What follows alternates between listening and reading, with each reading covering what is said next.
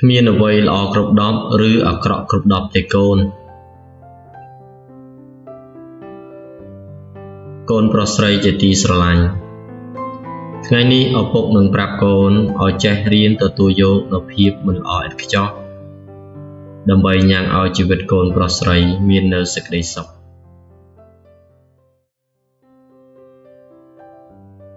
ចូលកូនបាត់ភ្នែករបស់កូនហើយដកដង្ហើមចេញចូលវែង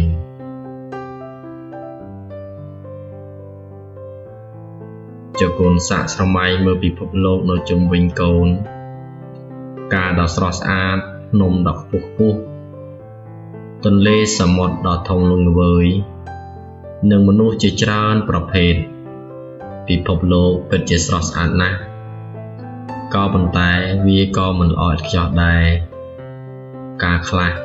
អាចនឹងក្រៀមស្វិតភ្នំខ្លះអាចនឹងមានស្នាមប្រេះទន្លេសមុទ្រខ្លះអាចនឹងមានភក់ជ្រាំរីឯមនុស្សម្នាក់ក៏សុទ្ធតែមានចំណុចខ្លាំងនិងចំណុចខ្សោយរៀងខ្លួនគ្មានអ្វីនៅលើโลกនេះដែលអាចនឹងល្អឥតខ្ចោះឬអាក្រក់ទាំងស្រុងនោះទេដូចគ្នានេះដែរមិត្តភ័ក្តិបងប្អូនប្រុសស្រីមនុស្សគ្រប់រូបដែលនៅជុំវិញខ្លួនកូនរួមទាំងខ្លួនកូនផ្ទាល់គឺសុទ្ធតែមានចំណុចខ្វះខាតរៀងខ្លួនកូនប្រុសស្រីមិនអាចទាមទារឲ្យល្អឥតខ្ចោះគ្រប់យ៉ាងបាននោះទេអ្នកខ្លះពូកែគិតអ្នកខ្លះទៀតពូកែធ្វើអ្នកខ្លះពូកែនិយាយហើយអ្នកខ្លះទៀតពូកែស្ដាប់អ្នកខ្លះចិត្តក្តៅអ្នកខ្លះទៀតចិត្តត្រជាក់អ្នកខ្លះរហ័សរហួនហើយអ្នកខ្លះទៀតក៏យឺតយ៉ាវនេះគឺជាច្បាប់ធម្មជាតិនៃមនុស្សគឺមនុស្សដូចគ្នាតែមិនដូចគ្នាទេប៉ុន្តែអ្វីដែលសំខាន់គឺកូនប្រុសស្រីត្រូវចេះទទួលយកចំណុចខ្វះខាតរបស់គ្នាទៅវិញទៅមកហើយត្រូវចេះអធ្យាស្រ័យអនុគ្រោះនិងលើកទឹកចិត្តគ្នាទៅវិញទៅមកកូនក៏ត្រូវចេះសម្លឹងមើលចំណុចល្អរបស់គ្នាហើយបំពេញបន្ថែមចំណុចខ្វះខាតឲ្យគ្នាទៅវិញទៅមកផងដែរទើបជីវិតកូនអាចរស់នៅជាមួយគ្នាដោយសេចក្តីសុខឧត្តមរមនាក្នុងនាមជាមិត្តភក្តិក្នុងនាមជាបងប្អូនជាជនរួមឈាមរួមជាតិសាសន៍តែមួយ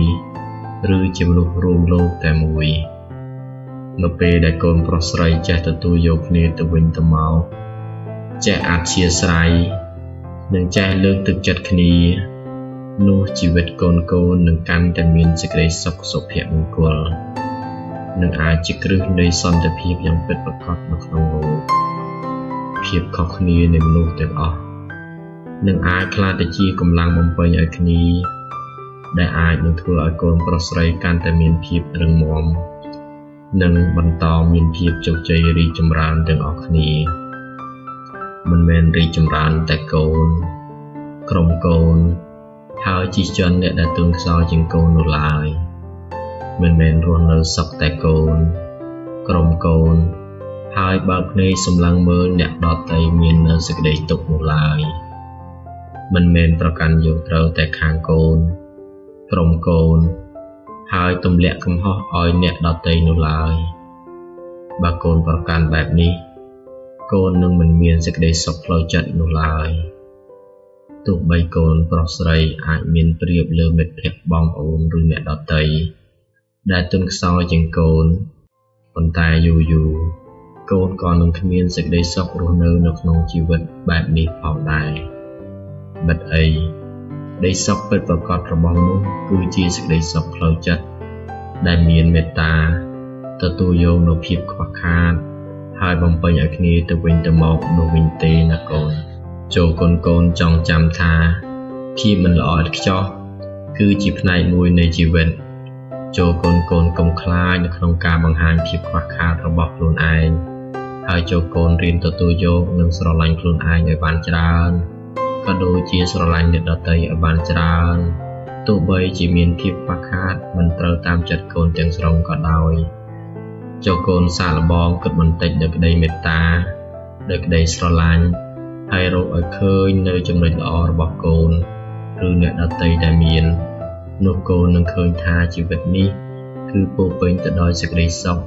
សេចក្តីរីករាយត្រជាក់ក្នុងចិត្តយ៉ាងពិតប្រាកដព្រោះចិត្តកូនមានពោរពេញទៅដោយការទទួលយកនិងក្តីមេត្តាក្តីស្រឡាញ់អាណិតអាសូរយល់ច្បាស់ពីហេតុផលនៃជីវិតដែលត្រូវធ្វើអ្វីជាប្រយោជន៍ដល់ពិតប្រាកដកូនបានលះបង់នូវសេចក្តីប្រកាន់មានញ៉ាស់ទោសៈមោហៈ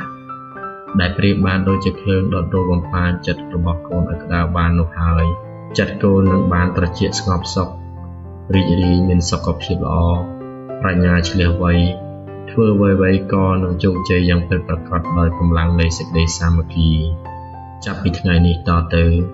ឪពុកសង្ឃឹមថាកូននឹងចេះអនុគ្រោះឲ្យមិត្តភ័ក្តិបងប្អូនឬអ្នកដទៃដែលមានឥរិយាបថមិនល្អប្រសើរចំពោះកូនដោយការអនុគ្រោះមិនតបតដោយកំហុសការប្រកាន់ចិត្តយកឈ្នះចាញ់ដោយភ្លើងមានអ្នកទោសៈមោហៈហើយចេះដោះស្រាយទៅតាមច្បាប់ទៅតាមគោលការណ៍និងដោយសេចក្តីគោរពសិទ្ធិគ្នាទៅវិញទៅមកដើម្បីរួមគ្នាកសាងសន្តិភាពក្នុងការរស់នៅទាំងអស់គ្នាយ៉ាងពិតប្រាកដណដ្ឋិសន្តិបរាំងសុខខាងគ្មានសេចក្តីសុខឯណាដែលល្អប្រសើរជាងសេចក្តីស្ងប់នោះឡើយចុះកូនដកដង្ហើមចេញចូលយឺតហើយបើកភ្នែករបស់កូនសន្សឹមចុះកូននាំយកនូវភាពស្ងប់ស្ងាត់និងការយល់ដឹងដែលកូនបានទទួលពីឪពុកណែនាំនៅក្នុងថ្ងៃនេះទៅអនុវត្តនៅក្នុងជីវិតរស់នៅប្រចាំថ្ងៃរបស់កូនឲ្យបានជាប្រយោជន៍ឲ្យបានជាសេចក្តីសុខគ្រប់គ្នាជាអង្វែងទៅហោង